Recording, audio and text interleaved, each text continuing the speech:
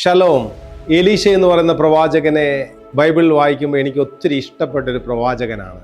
കാര്യം ഏലിയാവിനെ കാട്ടിലും ഒരിരട്ടി ശുശ്രൂഷകൾക്ക് വേണ്ടി, ഒരിരട്ടി അഭിഷേകത്തിന് വേണ്ടി ഒത്തിരി വില കൊടുത്ത ഒരു അഭിഷിക്തനാണ് എലീശ. സഹോദരങ്ങളെ, ഈ തലമുറയിൽ വലിയ കാര്യങ്ങൾ, നമ്മുടെ പിതാക്കന്മാരെ കാട്ടിലും വലിയ കാര്യങ്ങൾ ചെയ്യാൻ ആഗ്രഹിക്കുന്ന സഹോദരങ്ങളെ, ഒരു വലിയ ഒരു അഭിഷേകത്തിന് വേണ്ടി പ്രാർത്ഥിക്കുക. ഏലിയാവിൽ നിന്നും എലീശയിലേക്ക് കൈമാറിയതുപോലെ ഒരു ഗ്രേറ്റ് അനോയിന്റിംഗ്, അതെ, ഒരു ഗ്രേറ്റ് ആയ ഒരു അഭിഷേകം വെളിപ്പെടട്ടെ. അതെ, വാഞ്ചയുള്ളവർ ഇന്ന് അത് പ്രാപിപ്പാൻ തക്കോണം ഇടയാകും. ആമേൻ എന്ന് പറയുന്ന ചിലരുടെ മേൽ ഈ തലമുറയെ നേടുവാനുള്ള ഗ്രേറ്റ് അനോയിന്റിംഗ്, ഒരു പ്രവാചക അഭിഷേകത്തെ, ചിലരുടെ മേൽ ഒരു പ്രവാചക അഭിഷേകത്തെ തുറന്ന് പ്രാർത്ഥിക്കാനായി പോവാണ്. വിശ്വസിക്കുന്നവർ ചേർന്ന് പ്രാർത്ഥിക്കുക.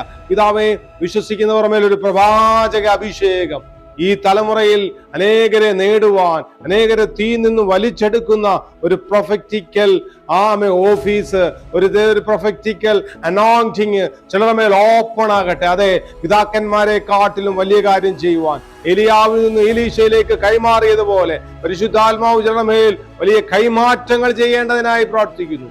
സ്വർഗം അങ്ങനെ കൈമാറുന്ന കൃപയ്ക്ക് നന്ദി, യേശുവിൻ നാമത്തിൽ തന്നെ. ആമേൻ, ആമേൻ. ഷലോം, ഷലോം.